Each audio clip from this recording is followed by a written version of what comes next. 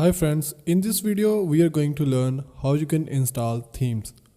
So first of all, go to dashboard and click on appearance, and now we have the option of themes right here. Simply click on this themes button, and now we have this default WordPress themes. To install a new theme, you can simply click on this button, add new button right here. And here we have lots of free themes available, and for this tutorial we are going to use Astra theme. So simply in the search bar type Astra, ASTRA, and then press enter.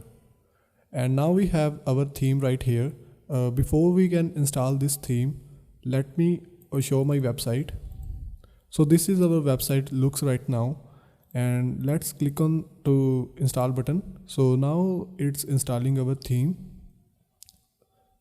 The theme installation depends upon your hosting speed. Okay, so our theme is now installed, and now click on this activate button. So our theme is now activated, and let me show you. So right click, reload, and so you can see our website looks pretty nice before when we use this Astra theme. So hopefully you know how you can install themes, and in the next video we are going to learn how you can install plugins.